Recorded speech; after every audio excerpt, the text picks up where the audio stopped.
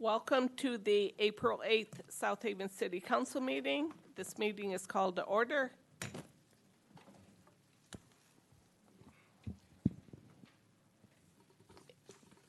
Moment of silence. I don't see Pastor Gibson. No, I don't either. Okay, we'll have a moment of silence.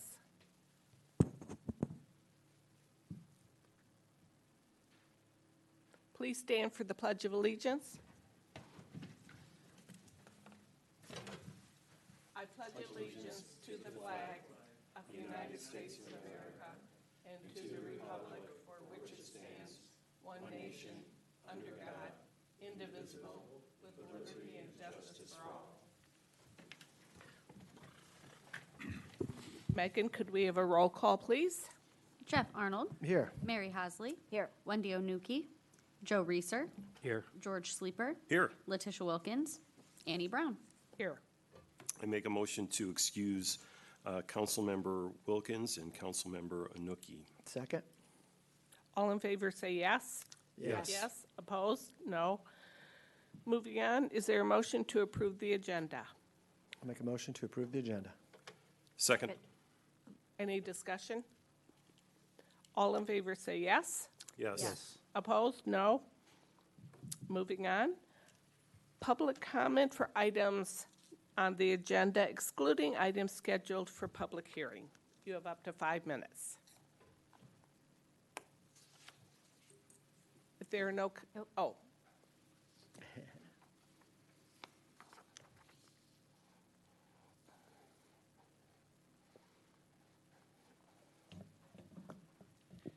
Hello and good evening. My name is Shane Barrera, and I'm coming to you from the South Haven LGBTQ Advocacy Organization. To the honorable members of the South Haven City Council, I'll be speaking in regards to new business, agenda item 8D, Special Events 2024-21, Pride in the Park, to be held on June 29th. Like I stated, my name is Shane Barrera, and I'm here to talk today as the Executive Director of the South Haven LGBTQ Advocacy Organization. I stand before you not only as a leader within this community, but as a proud member and advocate for the LGBTQ residents of our beautiful city. Today, I wish to speak about two crucial issues: the vital role of advocacy and the importance of your approval for South Haven's first ever LGBTQ Pride event. Advocacy at its core is a voice for those who are sometimes overlooked or unheard. It's a vehicle for change, understanding, and acceptance. In the context of LGBTQ advocacy, it is a lifeline for many. It offers support, creates a sense of belonging, and fosters an environment where people can be their true self without fear of discrimination or exclusion. The work we do is not just about changing laws or policies, it's about changing hearts and minds, creating a community that values diversity and inclusion. In the spirit of inclusivity and change, we propose to hold South Haven's first ever LGBTQ Pride event. This event's not only just a celebration, it's a declaration of our presence, our rights, and our contributions to the fabric of the city. It's an opportunity for South Haven to stand as a beacon of acceptance and inclusivity, to show not just the state, but the country that we are a community that celebrates diversity. By approving this event, you, the esteemed members of South Haven City Council, have the power to affirm your commitment to a South Haven that represents and cherishes all of its residents, regardless of who they love or how they identify. This approval will send a message of solidarity and support to the LGBTQ community, showing them that they are seen, heard, and valued. Moreover, this event will encourage dialogue, promote understanding, and break down barriers. It will strengthen our community bonds and enhance South Haven's reputation as a welcoming and progressive city. It's an opportunity to showcase the beauty of diversity and the strength it brings to our social fabric. In conclusion, the acceptance and approval of South Haven's first ever LGBTQ Pride event is more than just a celebration. It's a crucial step towards fostering a more inclusive, diverse, and united community. Let's make history together. Let's make South Haven shine, a shining example of love, acceptance, and pride. Thank you for considering this important initiative. Your support will not only mark a significant milestone in our city's history, but will also affirm your commitment to equality, dignity, and respect for all citizens. Thank you. Thank you, Shane. Any other comments? Danielle Veenstra, 1220 Monroe Boulevard, and I just want to support what Shane just said. having worked on the non-discrimination ordinance and being so excited when it was finally adopted, and participating in Pride in Saugatuck Douglas area. I know how important these kind of events are, and especially to younger LGBTQ folks who see then their city, their leaders, the adults around them who are allies in support of the LGBTQ population. So I'm just really excited that our city is going to take this step. Thank you. Any other comments? If not, we'll move on to the consent agenda. I make a motion to approve consent agenda items A through G. Second? Any questions or discussion? If not, all in favor say yes. Yes. That's a roll call. That's Oh. sorry, it's okay. Roll call. Arnold, Yes. Hasley, Yes. Reeser, Yes. Sleeper, Yes. Brown. Yes. Motion passes. Moving on to new business. The city council will be asked to consider the approval of the following special event applications. Special event 2024-18 Play Palooza on July 27th from 9 to 5. Special event 2024-19 Night of Worship and Baptism on August 25th from 5 to 8 at the North Beach. Special event 2024-20, the National Blueberry Festival, to be held Thursday, August 8th through Sunday, August 11th at various locations around the city. Special event 2024-21, Pride in the Park, to be held June 29th from 10 to 10 at Stanley Johnson Park. Special event 2024-22, Memorial Day Parade and Ceremony, to be held on Monday, May 27th, starting at 9, beginning at Center Street and Michigan Avenue and ending at Lakeview Cemetery. Special event 2024-23, Icebreaker 2025, to be held January 31st, 2025 through Sunday, February 2nd, around the city. And special event 2024-24, reading the names of the fallen Michigan forces in the Korean War, to be held on Monday, May 27th at noon on the City Hall front lawn. Is there a motion to approve all the events? I'd make a motion to approve special event 2024-18 Play Palooza, special event 2024-19 Night of Worship and Baptism, special event 2024-20 National Blueberry Festival, special event 2024-21 Pride in the Park, special event 2024-22 Memorial Day Parade and Ceremony, special event 2024-23 Icebreaker 2025, and special event 2024-24 reading of the names of the fallen Michigan forces in the Korean War as read by the mayor. Second? Kate, did you have any comments or anything? Well, we've got a number of items that are coming back to the council, and of course, a few new items, I believe, or at least one new item, as has been discussed about the Pride in the Park. I believe the Play Palooza, National Blueberry Festival, Icebreaker, Reading of the Names, and Memorial Day have been long-established events, that have at least occurred before. The Icebreaker will be for next year, and a lot of these, we're not seeing any deviations from what they've done in the past. On the Play Palooza, that'll be at just Riverfront Park. They are looking to have some amplified sound, but not too much. But it'll be from 1 to 3, but they are looking to do some setup. With Night of the Worship and Baptism, that'll be at the north end of the North Beach. They're just going to be able to use that area, but it won't be at the. People can still usually use the beach at that time. National Blueberry Festival, Icebreaker, all the same. Memorial Day Parade and Ceremony will be the same route. Reading of the names will be in the front lawn, and then, of course, Pride in the Park, which we've just heard about, will be at Stanley Johnston Park. Any comments or questions? I know we have a couple people here. Council has more questions.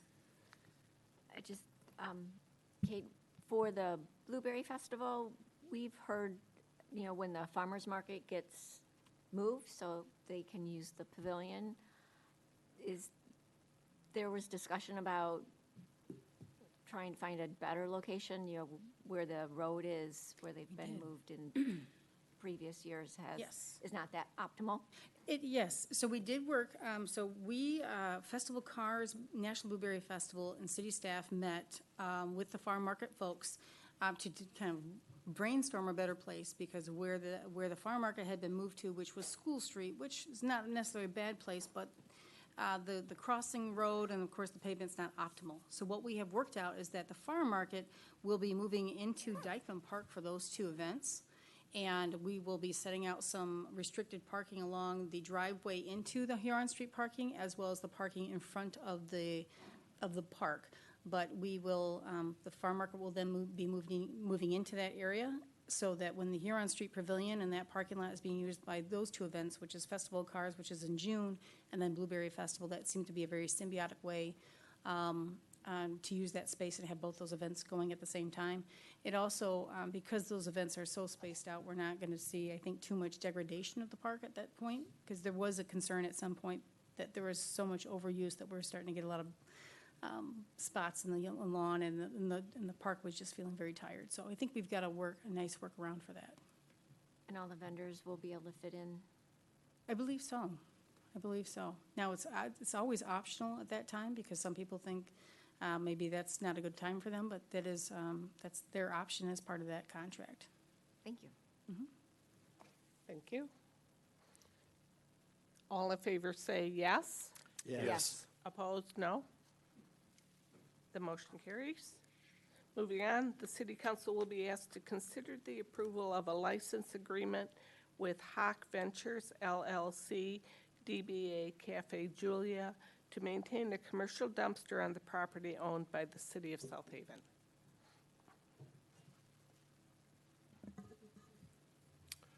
I'll make a motion to approve the license agreement with Hawk Ventures LLC, doing business as Cafe Julia. Second. Kate, do you have some comments? I do, and I'm going to defer to Griffin, who's been leading this up. This has been something that we've been working on for some time. So Griffin, can you kind of run through what's going on? Sure, thank you. Good evening, everyone. We've been working with the ownership of Cafe Julia, as Kate mentioned, for some time to identify an alternative location for their existing dumpster that presently encroaches on to city-owned property.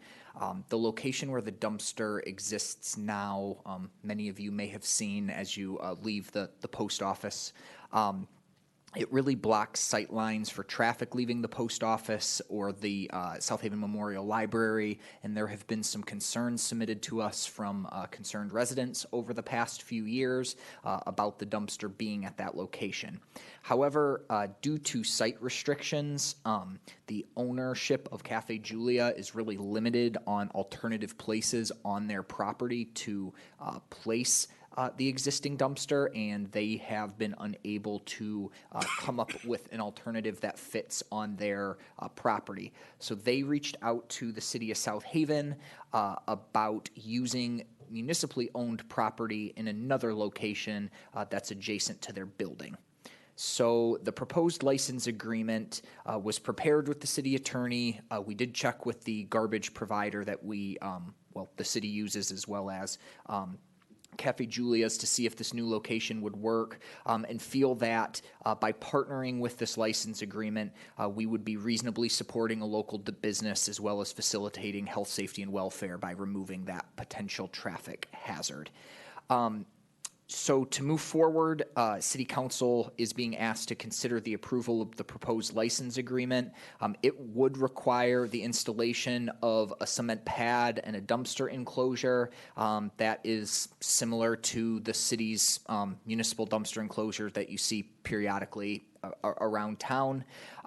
It would be paid for initially by the city of South Haven so that we can manage construction, we can make sure that it meets our standards, but then per the license agreement, it would get paid back over time by the ownership of Cafe Julia, who would be able to use it for the indefinite amount of time moving forward.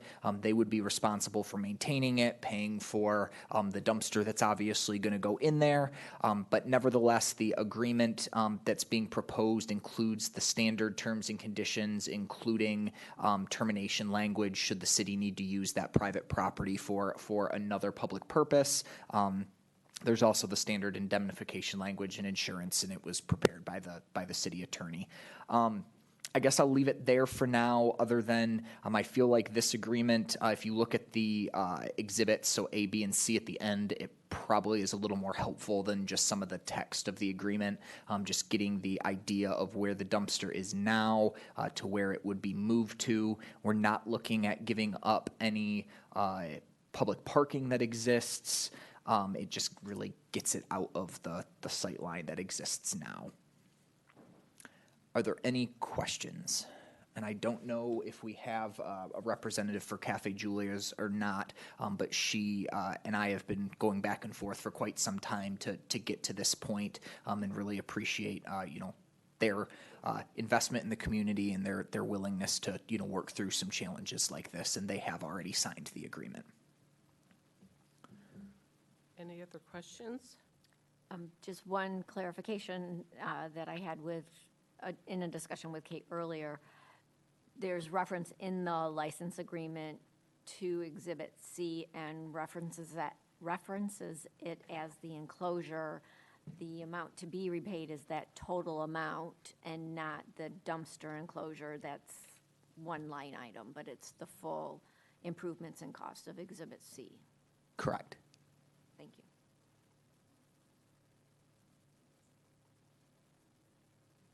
Okay, if there are no other questions, all in favor say yes. Yes. Opposed? Motion passes. Moving on, the City Council will be asked to approve Resolution 2024-13, a resolution setting applicable fees relating to the floating homes ordinances. I move to adopt Resolution 2024-13, a resolution setting applicable fees relating to the floating home ordinances. Second? Kate or Griffin? Thank you, Mayor. I know that this is another one that Griffin has been working on, and so Griffin, can you kind of run down what we're looking at here? Sure. This is much more probably of an administrative action than the much more substantive conversation the City Council's had over the last few months regarding the regulation of floating homes. But following the March 18 meeting where City Council took action to adopt regulations regarding floating homes, those new regulations now authorize the City Council to set fees related to the administration of floating homes and require that applicants pay said fees on an annual basis. So we have worked to prepare a resolution for you all to consider with fees commensurate with those for short-term rentals to have you all consider so that we can start taking applications for the existing floating homes and those that may be put in place moving forward. I'm happy to answer any questions you all may have. The city attorney has reviewed the resolution and is comfortable that it's in compliance with the recently adopted ordinance. Thank you. Any more questions? One clarification that I had with Kate earlier today, that with the $600 fee for the floating home for short-term rental, that seems commensurate with the land-based short-term rental, so that would then be part of the 24/7 reporting. That would be the goal. That may not happen instantly with them not having addresses. I mean, we'd have to work with Granicus to figure out how to make that happen, but the idea is that the management and enforcement systems we have in place, we would try to get them to work for both of these. Again, it's slightly different, so we're going to have to work through what that looks like, but that's the idea.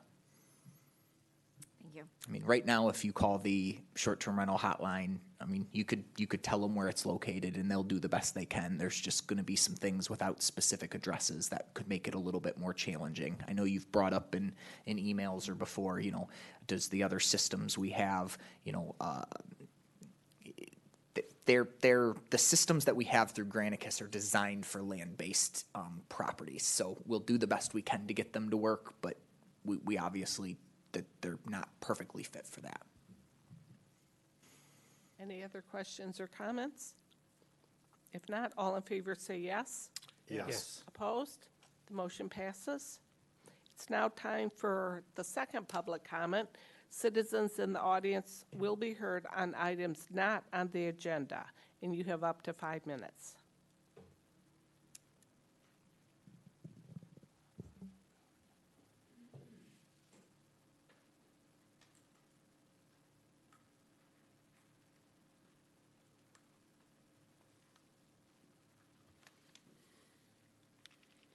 Hello, my name is George Ebright, and I live at 214 Superior Street.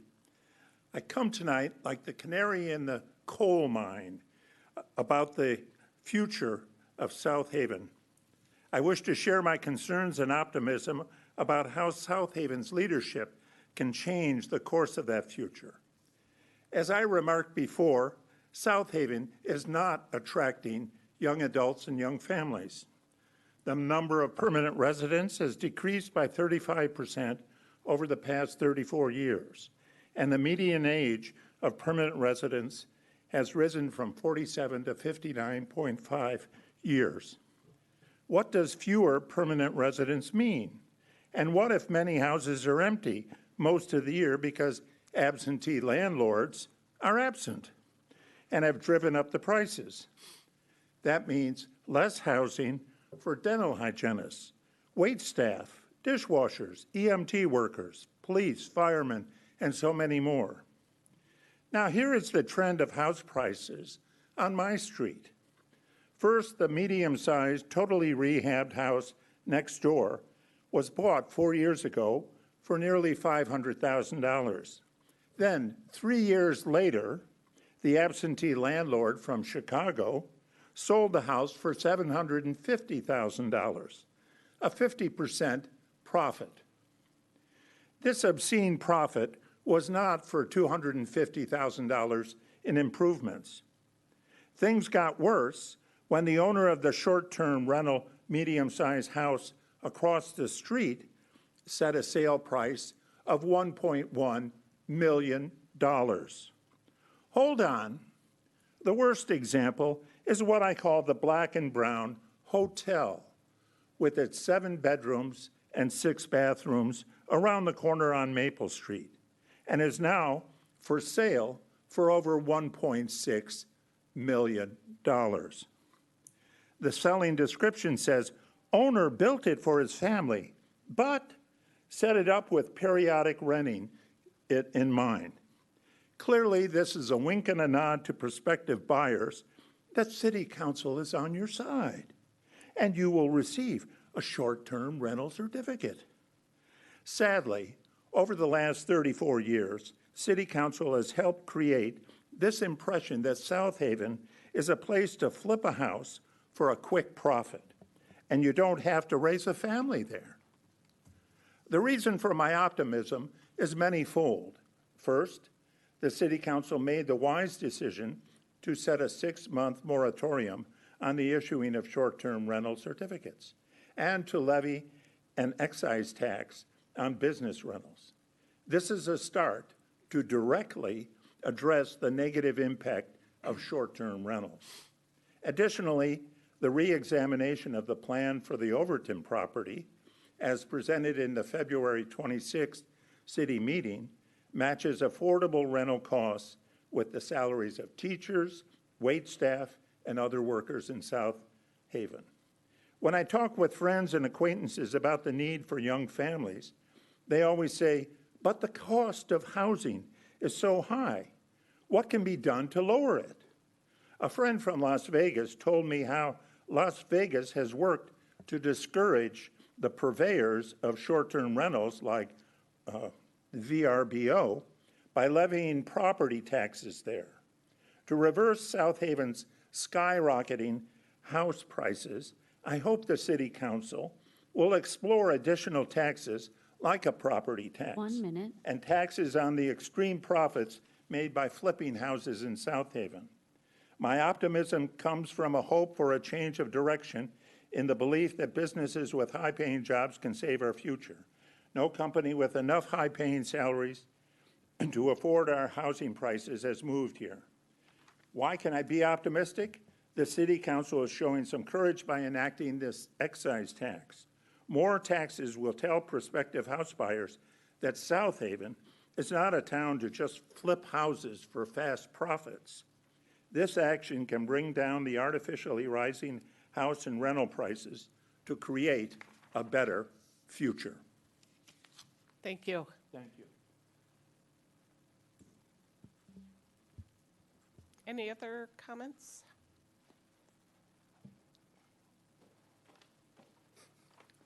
David Veenstra, 1220 Monroe Boulevard. Two separate concerns, actually. The first one is the left turn, no left turn signs that we have on Phoenix onto both Center and Kalamazoo, I think are good that they're there. I think that's necessary during the summer. But we have seen so often, and particularly one night when we last summer sat outdoors at Taste, car after car, I think within 30 or 40 minutes, we must have seen at least 5 or 6 cars turn. And I don't think it's that they're intentionally ignoring the sign. I think it's that they don't see it. I just think we need a bigger sign. I just think that small sign way up in the air, people just don't see it. So that's concern number one. The other one is that I've been thinking about personal STRs. And first of all, I think if we're going to allow them, they should be for residents only. And it seems like that should be a no-brainer, that we shouldn't have people, especially from out of state, getting personal STR registrations. I have a real concern about occupancy rules and how they are enforced or how they're not enforced. Let's say that I would declare at the start of a season that I'm only going to rent during dates in June and July, and then let's say I rent it out in August. Who's going to know that? You know, are our neighbors going to know, and who would report it? Would they know enough to report it? And very importantly, do we have the resources to investigate it if people do start to report it? I just think that we have an unrealistic, unworkable program with personal STRs, and maybe it's time to take a breather and have a moratorium on them until we can get our arms around them in a new code of ordinances. Thank you. Thank you.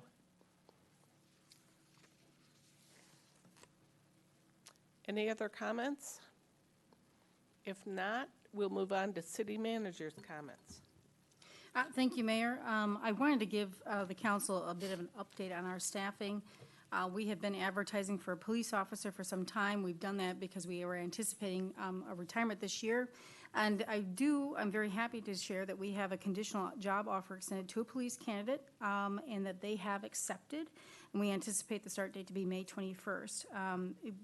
And we're very happy to see that. And I got to give a lot of kudos to our staff that have been very active in searching out new candidates, as well as proactively planning for retirements, which is why the job posting was up for so long.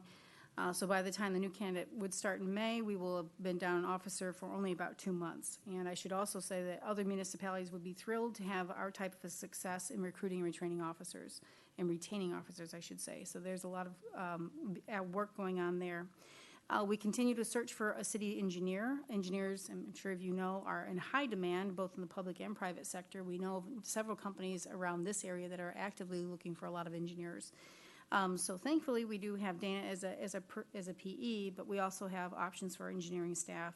We are reposting the city engineer job as an entry-level civil engineer, so we may recruit new candidates, which should be easier than trying to recruit an experienced engineer.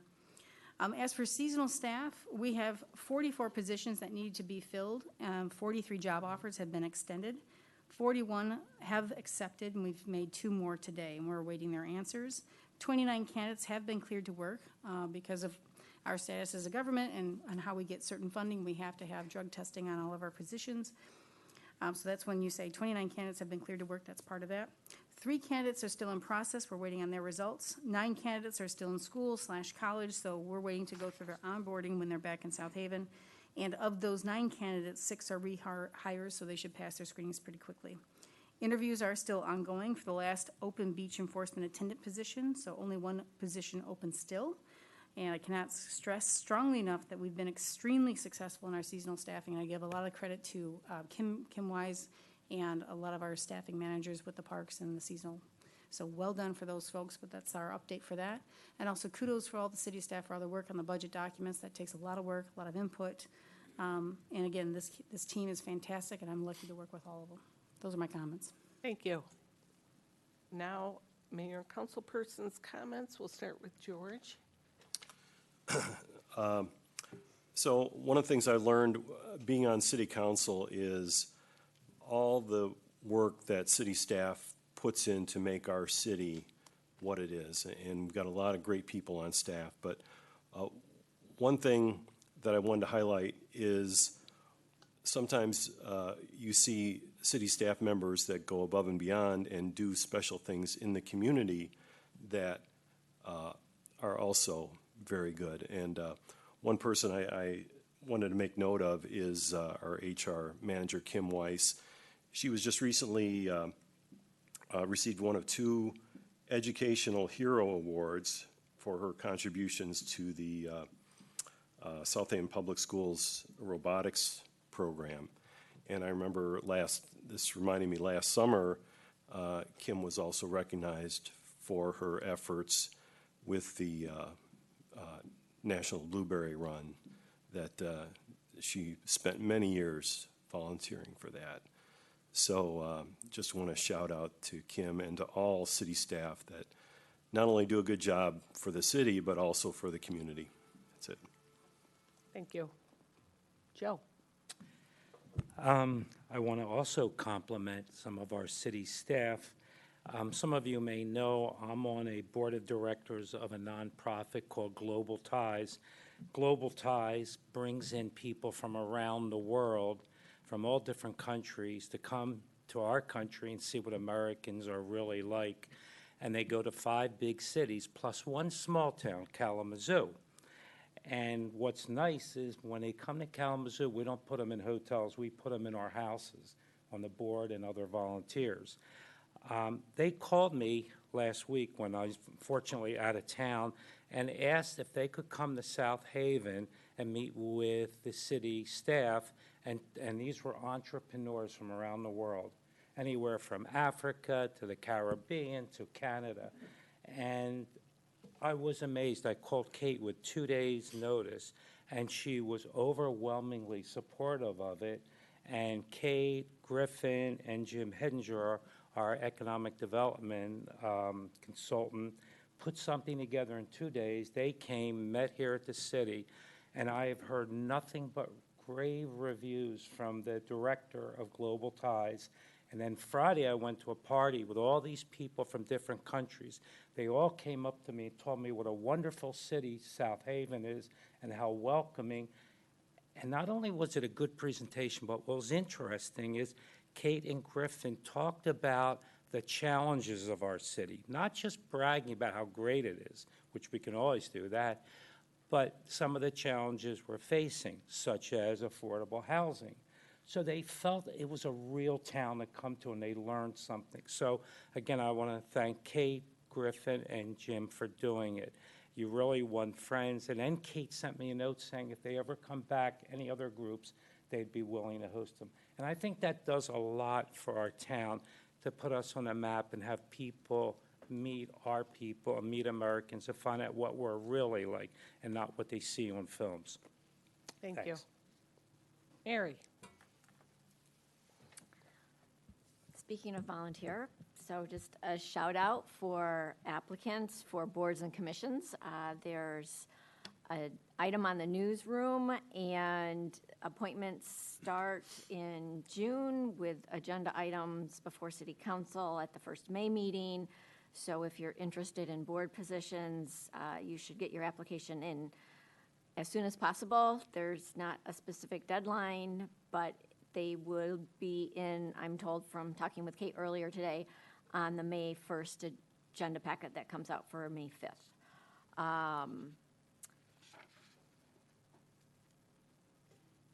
Just a quick update for people with regard to Planning Commission. We will not be having our regular meeting this week, but we will be meeting at 7 for a workshop, and the topics are the zoning ordinance comprehensive update and the master plan update. And the information is in the agenda packet for the Planning Commission on the regular docket find.